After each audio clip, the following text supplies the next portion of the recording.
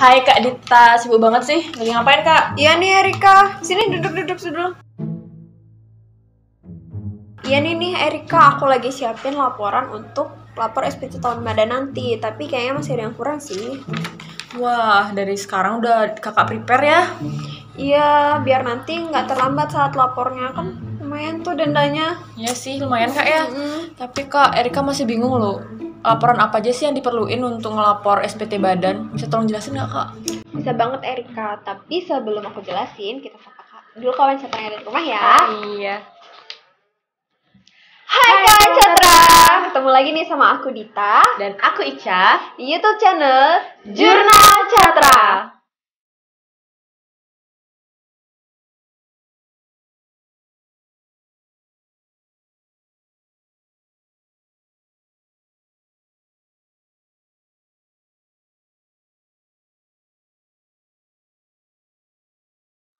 Nah ini nih Erika dan kawan Catra, aku kasih tahu ya, laporan yang perlu kalian siapkan untuk menyambut SPT tahunan badan nanti. Itu yang pertama, yang pastinya ada laporan keuangan.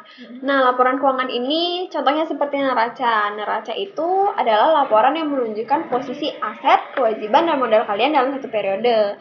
Kemudian setelah neraca ada namanya laporan laba rugi. Nah, laporan laba rugi ini menunjukkan posisi pendapatan dan beban kalian, serta akan menunjukkan laba atau rugi kalian dalam satu periode. Kemudian ada namanya catatan atas laporan keuangan. Catatan atas laporan keuangan ini berisikan tentang rincian dari pos-pos yang telah kamu tuliskan dalam laporan keuangan kamu. Nah, Erika, kemudian ada yang namanya perhitungan fiskal perusahaan. Mulai dari kamu melakukan rekonsiliasi fiskal terhadap laporan keuangan perusahaan, sehingga yang nantinya akan menghasilkan namanya laba fiskal. Nah, laba fiskal ini kan merupakan penghasilan kena pajak tuh, yang nanti akan diperhitungkan untuk menghitung PPh badan yang terhutang dalam pelaporan SPT tahunan badan nanti.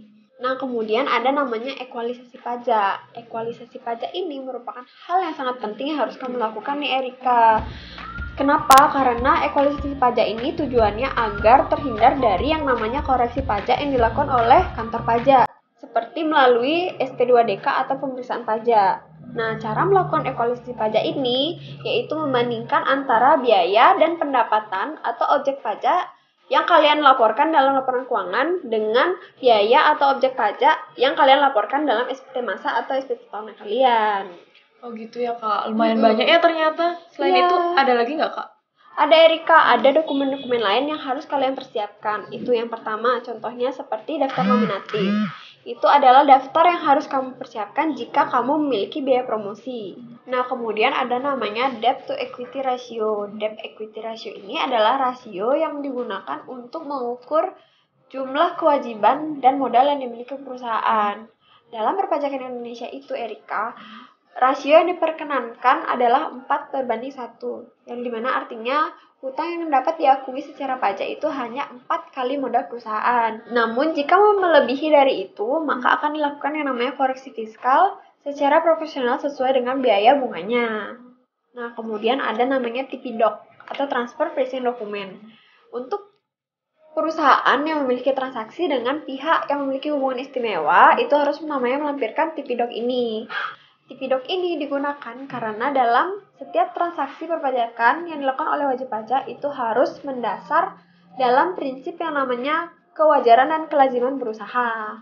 Oh gitu, lumayan banyak Kak ya laporan yang harus disiapin. Iya, banyak banget Erika. Mana laporanku banyak yang kurang lagi Kak, aduh pusing deh.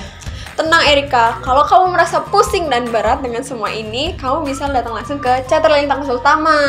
Bener banget tuh Kak, nanti aku bilang deh ke Pak Bosku dulu ya Kak ya. Iya, bilang deh ke Pak Bosmu tuh dulu, biar langsung aja ke Catra Pak Bos untuk lapor SPT tahunan, biar nggak ribet-ribet kamu nyiapin semua dokumen yang tadi aku sebutin. Aduh, terbaik memang Kak Dita nih loh. Makasih.